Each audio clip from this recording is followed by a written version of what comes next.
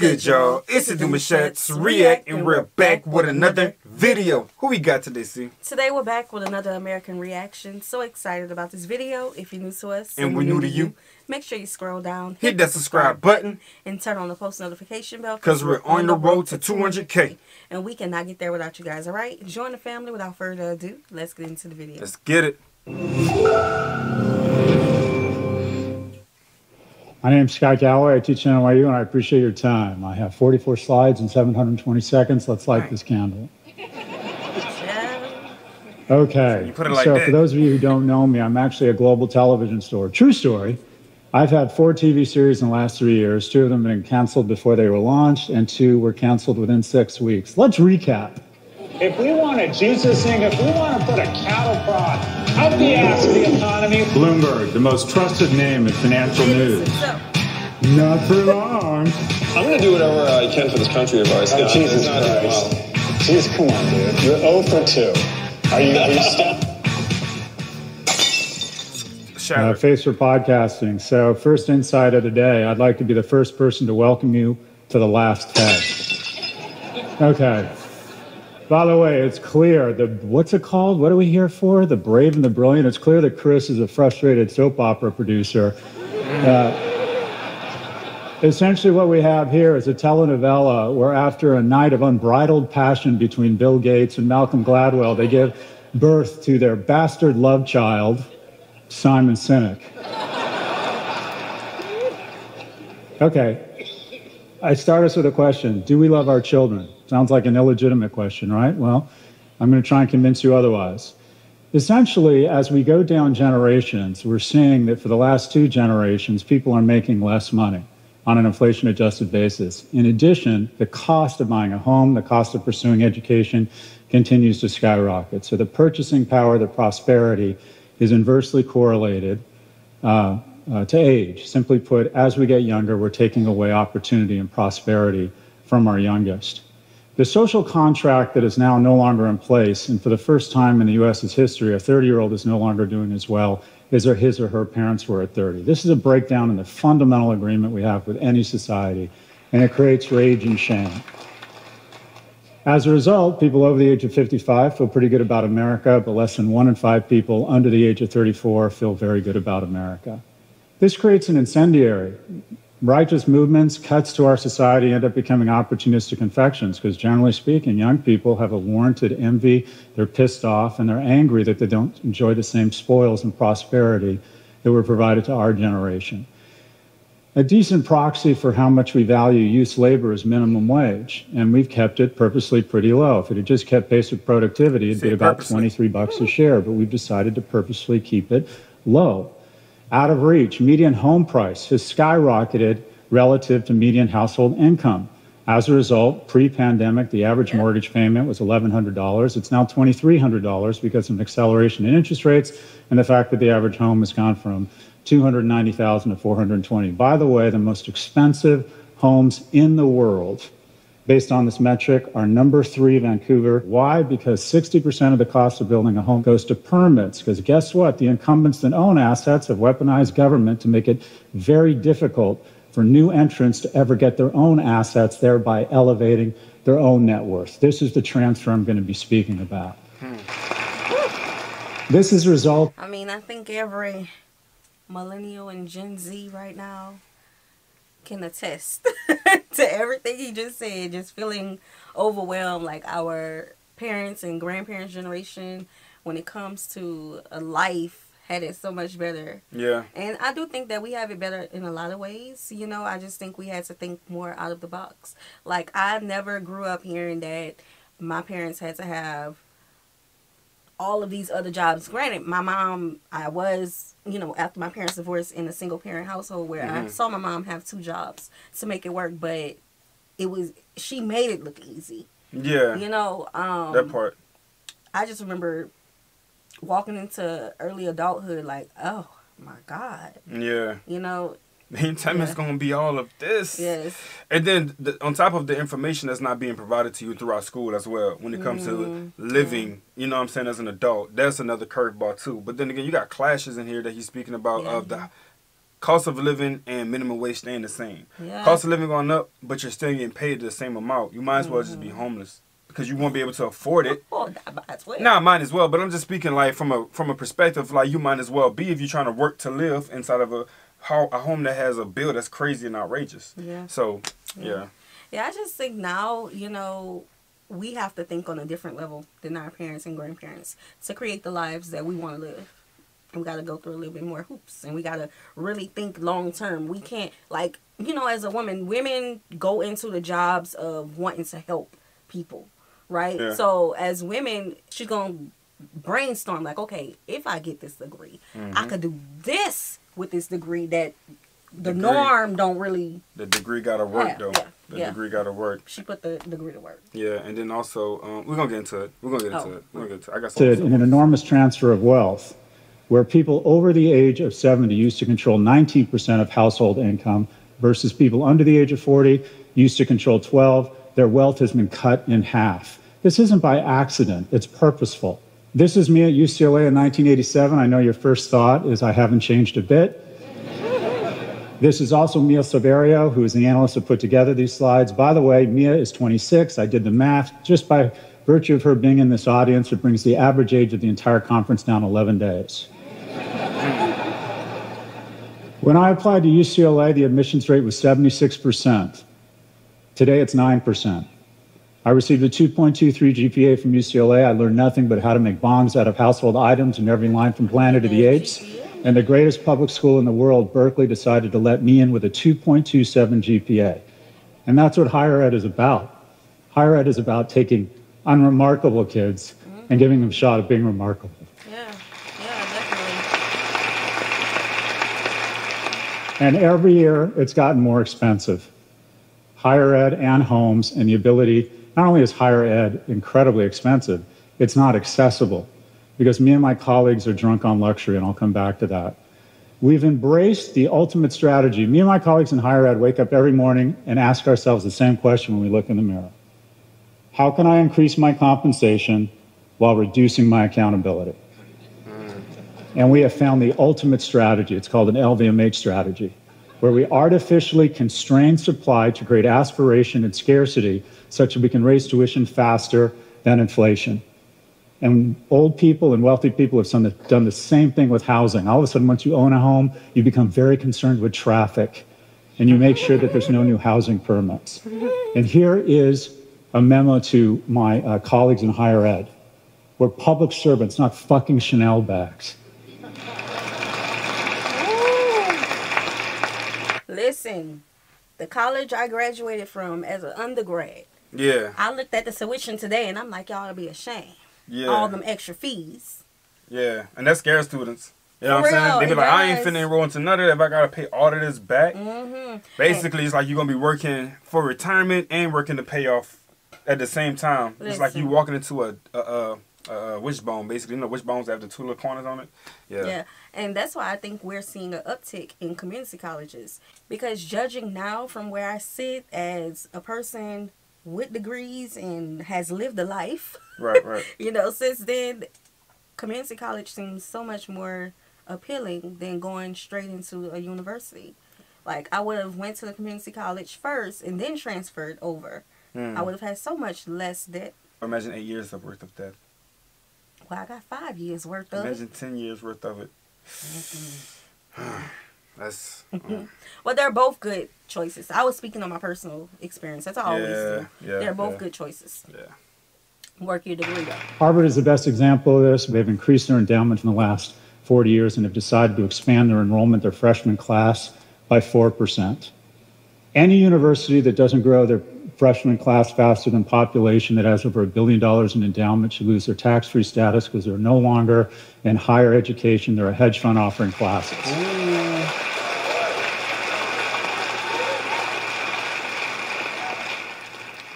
My first recommendation, Biden should take some of that $750 billion earmark to bail out the 1/3 of people that got to go to college on the backs of the 2/3 that didn't, and give $1 billion to our 500 greatest public institutions, size adjusted, in exchange for three things. One, they use technology and scale to reduce tuition by 2% a year expand enrollments by 6% a year, and increase the number of vocational certifications and non-traditional four-year degrees by 20%. Where does that get us? In just 10 years, that doubles the freshman seats and cuts the cost in half. This isn't radical. This is called college in the 80s and 90s. Another transfer of wealth. Look at what's happened to wages. Oh, they've gone up, not as much as corporate profits. There's a healthy tension between capital and labor. For the last 40 years, capital has been kicking the shit out of labor. Well, you think, whoa, what about wages, right? They've gone up. Well, if you compare them to the S&P, they barely register. It's been an amazing time to own assets, but your attempt to get the certification or the income such that you can acquire assets has gotten harder and harder. In my class of 300 kids, it's never been easier to be a billionaire. It's never been harder to be a millionaire. By the way, our job in higher ed isn't to identify a top 1% of people who are freakishly remarkable or have rich parents and turn them into a superclass of billionaires. It's to give the bottom 90 a chance to be in the top 10. You know who doesn't need me or higher education? The top 10%. The whole point of higher ed is to give the unremarkables, i.e. yours truly, who was raised by a single immigrant mother, a shot of being remarkable. The transfer has been purposeful. While the cohorts, corporations, and the ultra-wealthy continue to garner more and more of our wealth, we have decided, I know, if they win the gold, let's give them the silver and the bronze, and let's lower their taxes. This transfer is purposeful. It's not by accident. And it works. Senior poverty is way down, and we should celebrate that. Meanwhile, child poverty is flat to up. The third rail, I'm going to talk about Social Security. It would cost $11 billion to expand the child tax credit, but that got stripped out of the infrastructure bill. But the additional $135 billion a year to Social Security, that flies right through Congress. And every year we transfer $1.4 trillion from a cohort that is increasingly doing less well to the cohort that is the wealthiest cohort in the history of this planet. I'm not against Social Security, but the criteria should be if you need it, not whether you have a catheter. 80% of you have absolutely no reason to ever take Social Security. It is bankrupting our nation, and we have fallen under this mythology that somehow it's this great social program. No, it's not. It's the great transfer of wealth from young to old. Listen.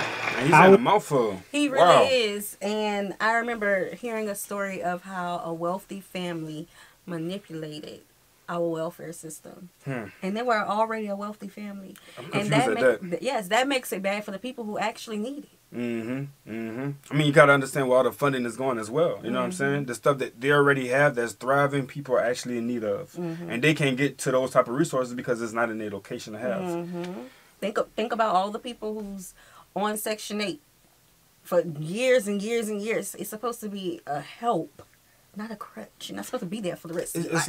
It's like when they have it set up, they set it to where they go against each other. Which I'm confused to why would you do that and just create a balance where everyone can experience it in a way that they can be, you know, helping their environment, their community, their families and whatnot. So yeah. This is happening because our representatives are in fact representative. Old people vote. Washington has become a cross between the land of the dead and the Golden Girls. Quite frankly, this is fucking ridiculous. And if I sound ageist, I am. And you know who else is ageist? Biology. When Speaker Pelosi had her first child, get this, 2/3 of households didn't have color televisions, and Castro had just declared martial law. But she's supposed to understand the challenges of a 17-year-old girl who's 5'9", 95 pounds, getting tips on dieting and extreme dieting from Facebook. She's supposed to understand the challenges that a 27-year-old single mother face. That's what it's always about. By the way, young and dreamy. Young and dreamy.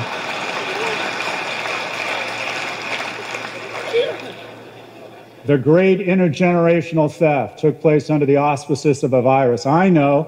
Let's use the greatest health crisis in the century to really speedball the transfer. This is the NASDAQ from 2008 to 2012. We let the markets crash. And by the way, you need churn, you need disruption because it seeds and recalibrates advantage and wealth from the incumbents to the entrants. It's a natural part of the cycle. But wait, lately, no, 1 million people dying would be bad, but what would be tragic is if we let the NASDAQ go down and guys like me lost wealth. So we pumped the economy, which again, increased the massive transfer of wealth. The best 2 years of my life, COVID, more time with my kids, more time with Netflix, and my value of my stocks absolutely exploded. And who has to pay for my prosperity? Not me. Future generations who will have to deal with an unprecedented level of debt. Why am I here and why do I get the prosperity I enjoyed? Because in 2008, we bailed out the banks, but we didn't bail out the economy. We let the markets fall. So as I was coming into my prime income earning years, I got to buy, no joke, these stocks at these prices. This is where those stocks are now. Where does a young person find disruption? When you bail out the baby boomer owner of a restaurant, all you're doing is robbing opportunity from the 26-year-old graduate of a culinary academy that wants her shot. We need disruption.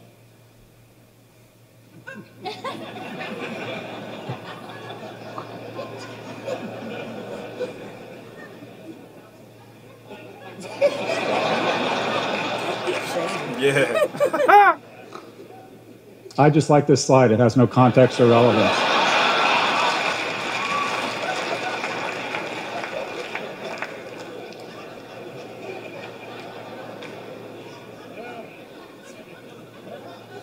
We're economically attacking the young, but I know, let's attack their emotional and mental well-being. Let's take advantage of the fact of the flaws in our species with medieval institutions, Paleolithic instincts, and godlike technology. I'm just going to say, I think Mark Zuckerberg has done more damage to young people in our nation while making more money than any person in history. Oh, but wait, what could be worse? It's as if we let an adversary implant a neural jack into our youth to raise a generation of civic, military, and business leaders that hate America. How can we be this stupid? All right, this all adds up to a bunch of graphs all headed up and to the right. And what are they? What's the first one? Oh, that's self-harm rates, which have exploded, especially among girls, since my college... Okay, before we go into there... Yeah, I'm interested now to see what this is finna be, because I see... There, I don't know what those other color lines is, but okay. So I know that social media get a bad rep sometimes. It does. Because of personal experience on seeing the good side of social media. Not the legal stuff and all other stuff, right? But just the personal part of social media. Social media has done a lot of good for a lot of people. Yeah. Us included. Yeah. So, yeah. And my take, I understand that. My take on social media is one of the biggest, most free will platforms that allows you to do what you want, when you want, and how you want to do it without really no repercussions behind it. So yes, it does have a real bad side to it, but I feel like you just gotta know how to utilize your social media platform in the way that's going to benefit you. Just like how you can't go to the library because you probably don't have no wheels, or you just don't feel like going there, or you're too lazy. You can just open up your phone and boom, you can get whatever you want. Yeah, you really can. You know what I'm saying? So it's something that our past generations did not have access to. Exactly. And not even just that, but the ability to connect with people and learn things that you didn't learn in school. We learned a lot on social media that we did not learn in school about other countries and things. Right. But we just got to understand the title of it, social. Are we still being social for the right reasons? The responsibility of it all. Yeah, that's it right there. So let's see what's harming them. Let's see what's going on. Jonathan Haidt pointed out it's really gone crazy since social went on mobile. What's the next one? Teens with depression. The next one, men and women not having sex. Biggest fear of my parents was that I wasn't going to get in too much trouble. My biggest fear, honestly, is that my kids aren't going to get into enough trouble. By the way, my advice to every young person watching this program is go out, drink more, and make a series of bad decisions that might pay off. Kind of get the direction of that. In the middle of the gun deaths. You're more likely to be shot in the United States if you're a toddler or an infant than a cop. Next graph. Obesity, way up. By the way, the industrial food complex wants to addict you to shitty, fatty food so they can hand you over to the industrial diabetes complex. We should not romanticize obesity. You're not finding your fucking truth. You're finding diabetes. Bruh, you hard. Overdose deaths, way up. Deaths of despair. When I was in high school, it was drunk driving. Now it's kids killing themselves. Young people don't want to have kids anymore. 2/3 of people aged 30 to 34 able-bodied used to decide to have at least one child. It's been cut in half. It's now less than a third, 27%. The price of eggs. I'm going to keep talking about these eggs because... You crazy. Listen, about 6 months ago, the type of eggs we buy and the quantity of eggs we buy was about $6. Why? I just placed the order and it was $11. I don't think people... for some eggs. Yeah, but I don't know. It's like, maybe you really got to be involved to have, like, if you don't have kids, nephews, and nieces around you 24/7 to see how much it costs to feed them. On a regular basis for you to be like, yeah, you know what? I don't think I want a couple of these myself. So I'll just keep helping you watch yours. Right. In the meantime. But and another thing with social media and then this age graph is people are seeing lifestyles. And they're like, yo, if I have kids, I can't go do this. Right. So 9 times out of 10, all of that does play a thin line between a person's decision when it comes to them not having children. You know what I'm saying? The inflation of food, social media being all in your face 24 hours about what you can do if you go out here and do these type of lifestyles and everything else involved. So, yeah. Yeah, I don't demonize people who decide not to have children. I don't want nobody thinking that they have to have a child because of societal standards. No. People could barely afford to take care of themselves nowadays. 1000%. The children can wait. Nah, 1000%. Listen, there's people in their 50s having their first children. Go live your life. Man, it's never too late. Go live your life. It's never too late. Because listen, about them eggs, they need to get this economy together. Better get them a farm. Shoot. Get your own eggs popping up. As a result, people over the age of 60 in the U.S., pretty happy. People under the age of 30, not so much. Some of the lowest in the free world. They're stressing a little bit. What can we do? Nothing wrong with America that can't be fixed with what's right with it. We got the hard stuff figured out. There are programs to address all of these issues that cost a lot of money. That's the hard part. And we have figured this out. In just 5 minutes post an earnings call, we can add $250 billion to the economy. We've got the hard part figured out, the resources. We have the money, but we decide not to do it. This is per capita spending on childcare in the United States relative to other nations. This is housing permits. Things are doable. We increase minimum wage to $25 an hour. It goes into the economy. The wonderful things about low and middle income households is they spend all their money. We have to restore a progressive tax structure with alternative minimum tax on corporations and wealthy individuals. We need to refund the IRS. We need to reform Social Security. It should be based on whether you need the money, not on how old you are.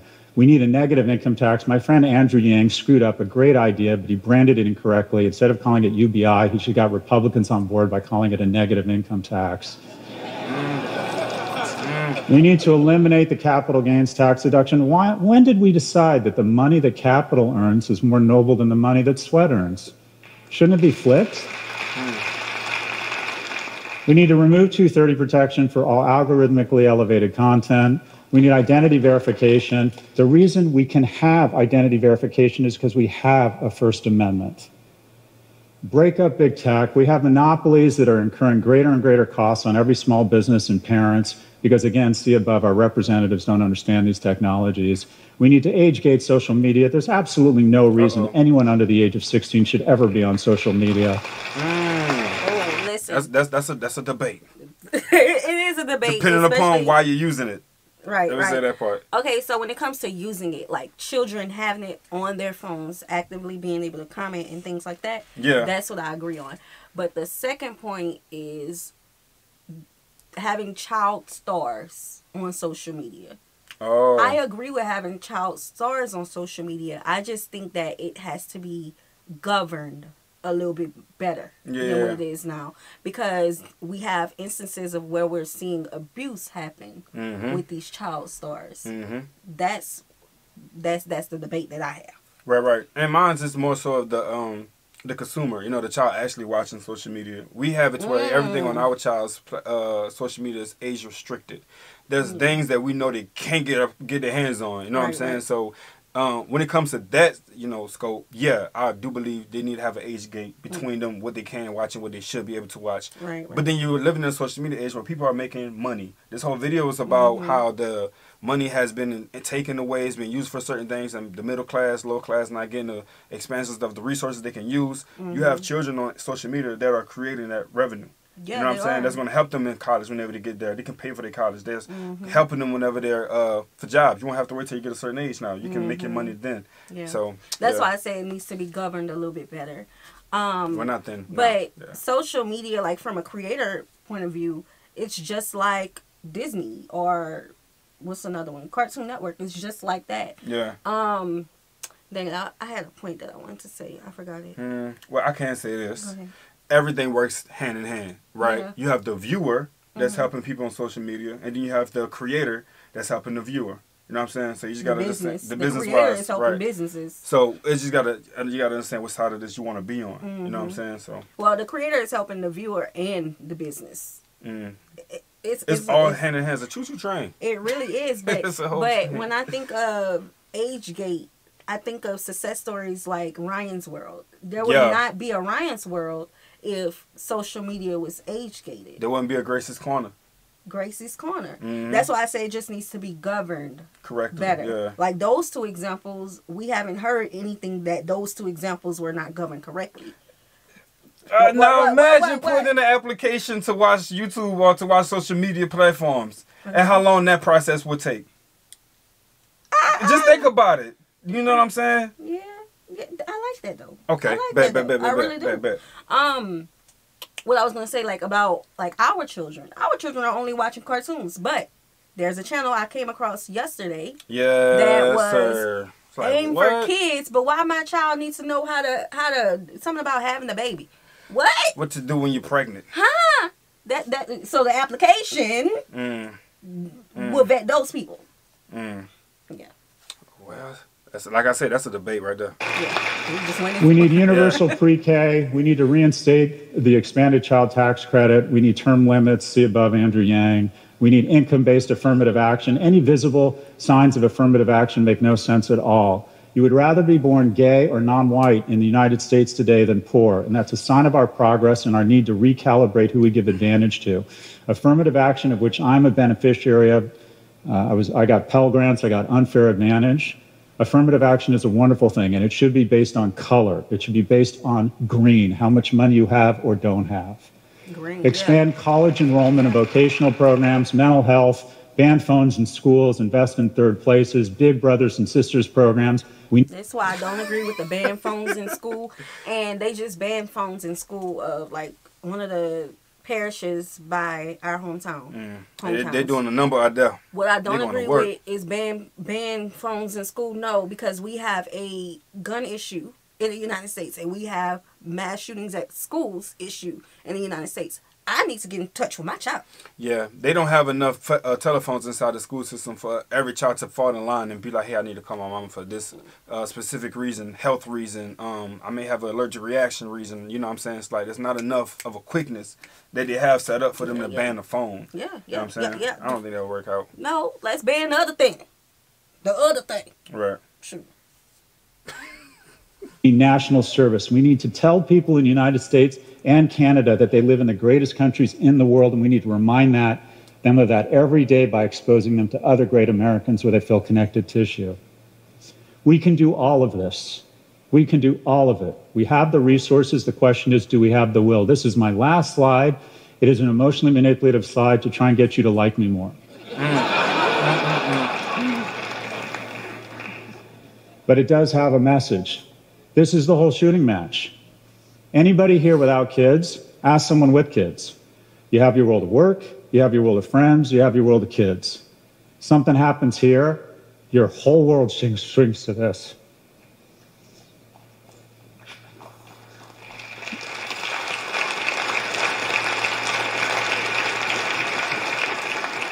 So I present, as I wrap here, with just a few questions. One, if you acknowledge that our kids are the most important thing in our lives, that everything else we do here is meaningful, but our kids' well-being and prosperity is profound. If you acknowledge that they're doing more poorly than previous generations, if you believe there's a chance that the illusion of complexity has done nothing but provide cloud cover for the unbelievable transfer of goodwill, of well-being, and of prosperity from young to old, and if you believe we can actually fix these problems and we have the resources, then I present to you, I posit, I augur the question that I hope has more veracity than it did 17 minutes and 24 seconds ago. And that's the following question. Do we love our children? My name is Scott Galloway. I teach at NYU, and I appreciate your time. Hard, bro. He put in a good number right there. That was really good. Definitely. He was a good speaker. Yeah, he was definitely a good speaker. I feel that, time can't be given back. But you can always make up for the lost moments. You know what I'm saying? You can always recreate those moments with your child. And if the world don't, for some reason, fall into shape where everything's supposed to be working at a collective, where people can really thrive as a whole, you can make that opportunity happen for your child alone just by putting in that extra work. You know what I'm saying? Sometimes you got to create that sacrifice. You got to create that space. And you lay that foundation out for your family. You just got to operate it in the best way possible. That way you can age gate if you want to. You can set them up to where they can have a job at whatever age you like them to, because you're the owner of that business. You can do anything that you fit possible, really. You can. Right, like the decisions we make today, we're thinking about our grandchildren in the future. You got to have a bigger mindset. Because we want our children to have a better advantage of life than what we had. You know, there's no more starting over. We the ones who started over, so that the next generation don't have to start over. Right. I feel like as families in our country, we have to think like that, and not just individually, but collectively. Yeah. With our economy, with our I don't want to bring it up, but with our politics and with all of the social programs, we if we want a better country, we gotta make those decisions. And I try my best to select my words carefully so that I don't bring up things that I don't want brought up here. Okay. But that's the truth, though. But then sometimes you also got to put yourself in some of the most craziest positions, right? Think about it like this. What if we were living in times where you had to cut your own tree down, you had to build your own house, and you had to put your own fire up? And go get your own chickens and cows. Right, literally. How often would you look at your neighbor and say, I have extra wood for you? You know what I'm saying? So all those resources that you're gathering for your own individual time and your family within the 2024, you can still look over at your neighbor who's not doing too well and say, I have extra wood for you. Let me help you. Let me help you. But I don't, people just got to have that mindset and that heart to do so. Yeah. Oh, this was a good conversation. 100%. It really was. Yeah. All right, y'all. We hope you guys enjoyed this video with us. Be sure to subscribe. We'll see you soon. Peace.